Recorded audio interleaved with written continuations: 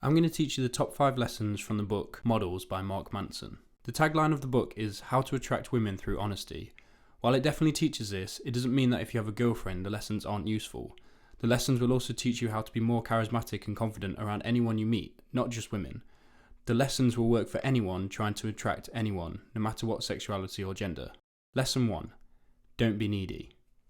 You need to be happy with who you are. If you are needy, you do things to impress others. Mark Manson says, all performance is neediness. To stop being needy, do things because you enjoy them and for no other reason. Be comfortable with who you are and don't look to anyone else for approval. You don't need the approval of others, just the approval of yourself. One needy behaviour is sending too many text messages. Mark Manson says that text should only be used to arrange dates and that's about it. They should be used to arrange real-life interactions. Also, a non-needy man will stick to what he believes in even if it doesn't match what others around him believe. Don't be disrespectful to people around you, but don't just go along with the crowd. Be invested in yourself and what you believe in. This isn't to say be horrible to others. You should 100% care about other people. Just stick to what you believe in respectfully. Allow others to have their own opinions on things and allow yourself to have your own opinion as well. Don't worry about rejection. Mark Manson says, rejection exists for a reason. It's a means to keep people apart who are not good for each other. Lesson 2. Show your vulnerable side. Most people try their hardest not to look stupid. Men think to attract women, you've got to be as macho as possible and make no mistakes. The thing is that women don't mind if you make mistakes or look stupid. What actually matters is how you react to looking stupid. You see, humans are attracted to each other's rough edges. If you make a mistake or say something wrong, just laugh it off. It shows that you have enough self-esteem that small things like that don't bother you. Nobody is perfect. Everyone makes mistakes. By you being vulnerable, others around you will relax because they know they don't have to be perfect either. So talk about things that you are truly passionate about, not just small talk. Even if you talk about mistakes that you've made, don't worry about it or try to cover them up. Don't cover up your rough edges. If you try to have deeper, more meaningful conversations more often, you will form stronger relationships much faster. If you're talking to someone and say something stupid, just laugh it off. Lesson 3. Have an attractive lifestyle. Actions speak louder than words. If you concentrate all your energy on the best lines to say to someone in the hope of impressing them, but then you actually lead an unattractive lifestyle, then you might be able to attract them initially, but before long your lifestyle will put them off and you'll become unattractive to them. A big misconception is that the majority of your attraction comes from your natural looks.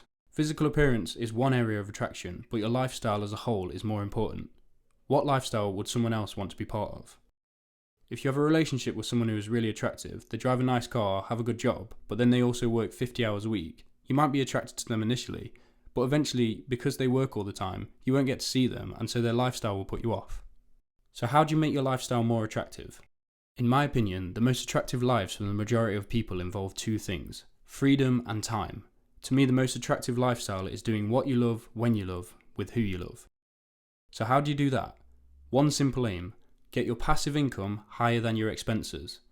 If you're not sure exactly what this means, I would highly recommend listening to Rich Dad Poor Dad by Robert T. Kiyosaki.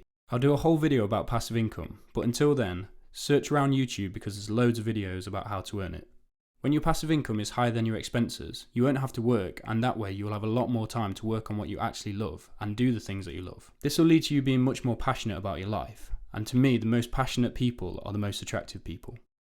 Lesson 4. Make assumptions rather than asking questions. Have you ever been in a situation where someone is talking to you but it feels more like an interview? All they are doing is asking questions and it's not fun to be part of. To avoid this, you want to talk in statements and make assumptions about the other person. Rather than asking, what do you do for a living? Say, you seem like a great person, I bet your job is interesting. Instead of, how do you guys know each other? Say, you guys look like you've been friends for a long time. Instead of, what hobbies do you have? Say, you look like someone who is really into sport. This is called cold calling, and it's just making educated guesses about another person. Mark Manson says you should cold call with women as much as possible. Most people would be worried about doing this, because what if they got it wrong? The reason it works so well is because it doesn't matter if you get it wrong. When you cold call, one of 3 things will happen. You'll get it wrong, and they will correct you. This means they'll just answer the question that you were going to ask anyway. You'll get it wrong, and the other person is intrigued and wants to know why you thought that. And 3, you'll get it right. You might get lucky and guess completely right, and this will build an instant rapport with the other person. Whatever happens, it's a much more interesting way to get the other person talking, and a lot more effective than asking endless questions.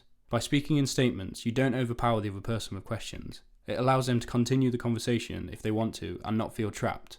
Also, the other person will ask questions about the statements that you make. It's okay to ask questions sometimes, just not all the time. Lesson 5. Stop using filler words. This means saying words and phrases such as like, you know, and I guess. By taking out filler words, you'll be much more interesting to listen to because you can say more in less time. It's about quality, not quantity. Here's an example from the book.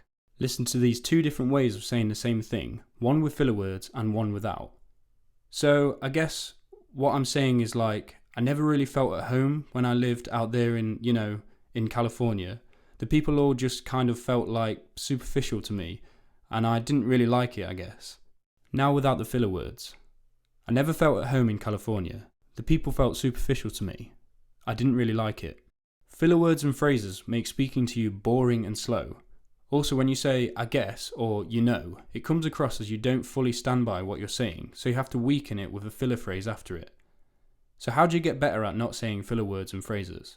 First of all, be aware that you're doing it. Try to consciously make an effort to not say filler words.